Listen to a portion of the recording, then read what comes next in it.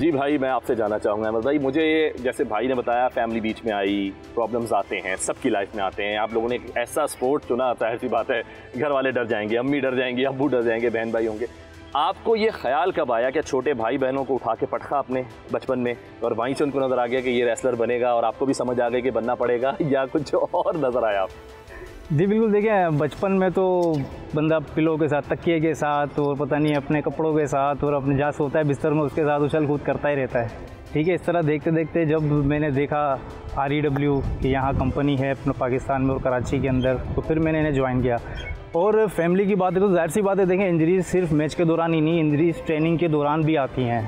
ठीक है, जब हम ट्रेनिंग करके घर जाते हैं, घर वाले देखते हैं यहाँ से कट गया है, यहाँ से पड़ गया है, यहाँ से खून निकल रहा है, यहाँ से सूजा हुआ है, तो वो फिर करते हैं कि यार ये तुम किस चीज़ में पड़ गए हो। बस वो टीवी की हद तक ही ठीक था, लेकिन जब हमारा इंटरेस्ट देखते हैं, फिर हमारे मैचेस देखते हैं, हमें परफॉर्म करते हुए देखते हैं, तो फिर हम अप्रिशिएट करते हैं कि यार बहुत अच्छा कर रहे हो, अच्छा लाइव परफॉर्म कर रहे हो, ऑडियंस को जो है एंटरटेन कर रहे हो, फिर सपोर्ट मिलती है। जाहिर सी बात है, अब आपको किसी चीज़ को आपको मनाना है, अपने आप को दिखाना है, तो उसके लिए आपको कुर्बानी तो देनी पड़ेगी।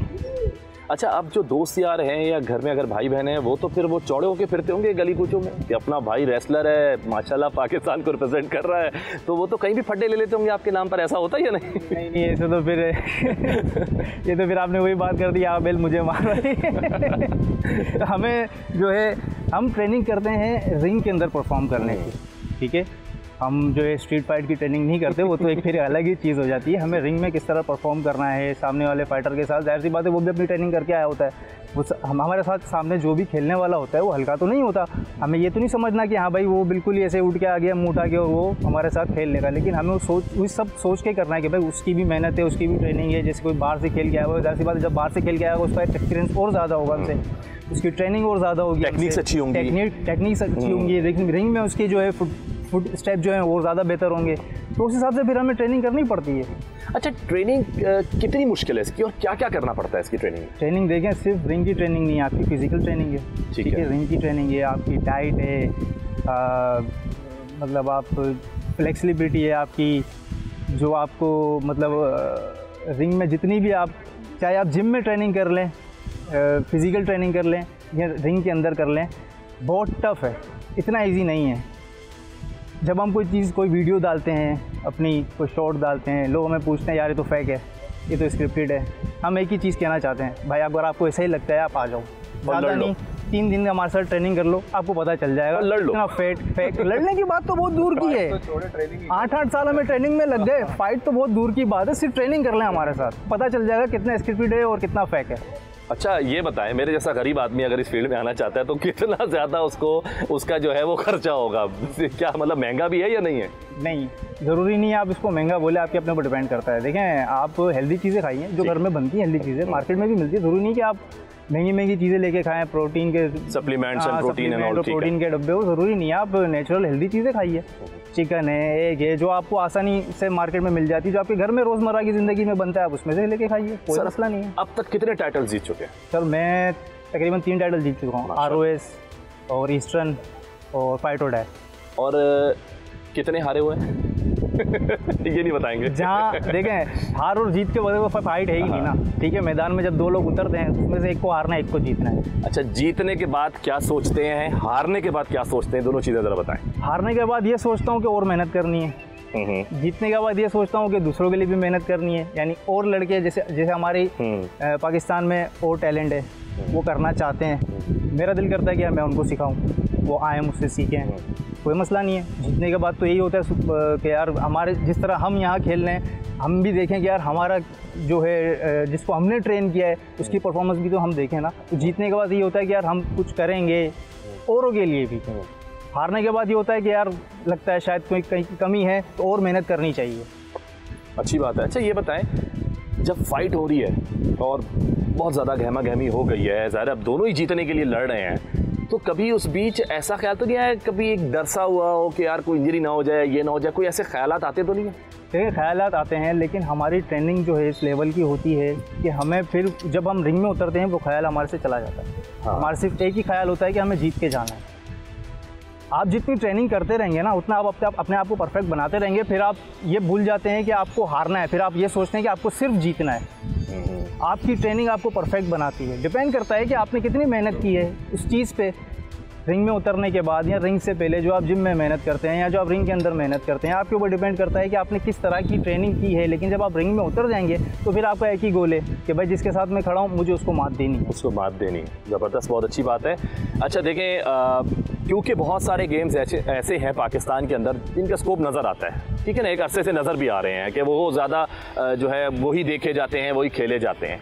ये एक बिल्कुल डिफरेंट फील्ड हो जाती है, एक डिफरेंट स्पोर्ट हो जाता है। लेकिन बहुत अच्छी बात है कि आप लोग इस तरफ आए हैं, कि आप लोग ये दिखा रहे हैं। जैसे भाई ने बोला पहले 4 थे, अब माशाल्लाह 40 हैं, तादाद बढ़ती चली जाएगी। लेकिन फिर भी एक अगर कंपैरिजन करें तो बहुत नीचे चला जाता है ना, नज़र नहीं आता ये गेम इतना आम तौर पे देखने जाता। तो कहीं ना कहीं होती है, फीलिंग्स आती है कि यार हम इतनी मेहनत कर रहे हैं, इतना कुछ कर रहे हैं, लेकिन वो चीज़ नहीं बन पा रही है, वो जितनी हाइप हम दे नहीं पा रहे हैं या फिर मिल नहीं रही है। कभी अफसोस होता है इस चीज़ का? बिल्कुल होता है, बिल्कुल होता है अफसोस इस चीज़ का। असल में देखें, मैंने यहाँ जितने भी इवेंट किए, मैंने एक चीज़ नोट की है, हमारी जो आवाम है वो जिस वक्त इवेंट हो रहा होता है उस टाइम तो बड़ी इंजॉय करती है। इवेंट ख़त्म, घर गए, कौन क्या कुछ भी नहीं, कुछ नहीं पता। ओहो। और अगर आप ये चीज़ बाहर देखें तो उल्टा है। इनका जो फेवरेट रेसलर है या क्रिकेटर है, जो भी है, उसको फुल सपोर्ट करते हैं हर तरह से। उनके आप कोई नेगेटिव कमेंट नहीं देखेंगे, उनके आप ये नहीं देखेंगे यार ये तो स्क्रिप्टेड है या तो फेक है। ये हमारे यहाँ पाकिस्तानियों का मैं बोलना तो नहीं चाहिए, लेकिन जो बात है वो सच है, ठीक है। हम कमेंट्स देखते हैं अपने सोशल मीडिया पे कि यार ये तो फेक है, ये तो स्क्रिप्टेड है, ये तो मजाक कर रहा है, ये क्या था, तो थोड़ा सा डिसाइड होता है। लेकिन मैं एक ही बात वही कहूँगा कि भाई अगर आपको ऐसा ही लगता है आप आओ हमारे साथ ट्रेनिंग करो। हम तो कहते हैं कि हमारी टीम 40 नहीं 400 की हो जाए। सही बात, ठीक है ना। हम और आगे टैलेंट को बढ़ाएं, अपने जो हमने सीखा है आगे लोगों को सिखाएं, इसमें कोई बुरी बात नहीं है। लेकिन आप किसी को डिग्रेड मत करो। अच्छा मैसेज आपकी तरफ से। भाई आपकी तरफ वापस आऊँगा, मैच का हाल जानना चाहूँगा। अभी आपने जिस तरह जो है इंडिया को पछाड़ा है, उनके प्लेयर को, ज़रा कुछ बताइएगा उस मैच का कोई हाल, ज़रा हमें कोई वाक़या सुनाए ज़रा। देखिए, मैच जो है काफ़ी अच्छा रहा और काफ़ी स्ट्रगलिंग मोड में था मेरे लिए, क्योंकि जाने से पहले जो है मैं शायद मेरी प्रैक्टिस में कुछ कमी रह गई थी। क्योंकि डेफिनेटली देखें, मैच से 2 घंटे जब मेरी फ़्लाइट थी उससे 2 घंटे पहले मेरी इसी जगह पर हमारी प्रेस कॉन्फ्रेंस थी 21 वाले रेसलमैक्स वाले इवेंट के लिए। तो उस प्रेस कॉन्फ्रेंस में आप लोगों का जो पाकिस्तानी हीरो है, क्योंकि देखिए मुझे तो हीरो बनने का कोई शौक़ नहीं है, तो अहमद बॉय का जो अभी साथ बैठा हुआ है इसने मुझ पर अटैक कर दिया था।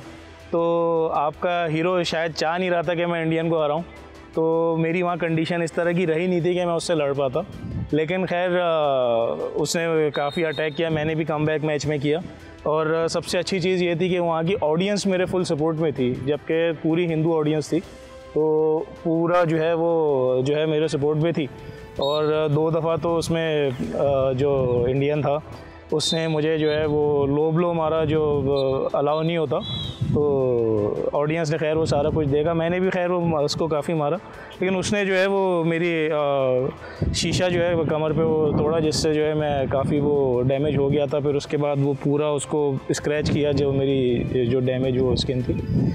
उसके बाद खैर फिर वो अपने फिनिशर के लिए अब टॉप पे चढ़ा, तो मैं बिल्कुल जो है ना फेड हो चुका था, मैं आउट ऑफ दी मतलब जो है मेरे।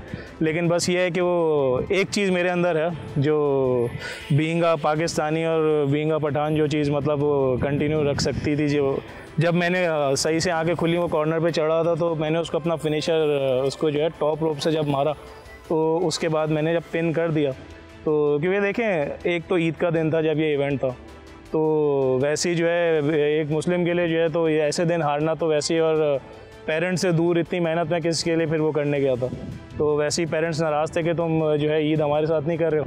तो अब हारने के बाद और ज़्यादा नाराज़गी तो नहीं दे सकता था, तो बस वही एक विल पावर थी जिसने मुझे दोबारा स्टैंड किया। और मेरा फिनिशर जो कि ब्लैकआउट के नाम से जाना जाता, तो वो उसको मैंने टॉप रोप से मारा, पिन किया, मैच एंड। और फिर उसके बाद नेपालियों ने पाकिस्तान जिंदाबाद नहीं कहा खाली, बल्कि पाकिस्तान को मेरे साथ मिलकर ईद मुबारक भी विश किया। अरे बहुत अच्छा। और देखिए ये एक अलग जज्बा हो जाता है ना, जिस जज्बे के तहत आप लड़ रहे थे वो तो चले आपने वो तो जीता जो आपने बताया कि भाई इतनी दूर हूँ घर से, ईद का दिन है, माँ बाप के साथ भी नहीं हूँ, वो नाराज़गी भी है ईद वाले दिन की। उसके बाद जब जीते तो फिर जिस तरह आप कह रहे हैं नेपालियों ने भी ईद मुबारक विश की, तो वो तो एक अलग ही हो गया, एक अलग आपको सारी ज़िंदगी के लिए आपको याद रहेगा। और फिर आपने ज़ाहिर एक इंडियन को हराया, तो उसकी तो फिर आपको एक अलग ही खुशी होगी। इंडियन तो देखें मेरे लिए ऐसा हो गया कि क्योंकि तीसरा इंडियन था जिसको हराया, तो अब समझ लें हर नाश्ते में ना मैं एक इंडियन अंडे की तरह यूँ फोड़ के इंडियन निकाल के खा लेता हूँ।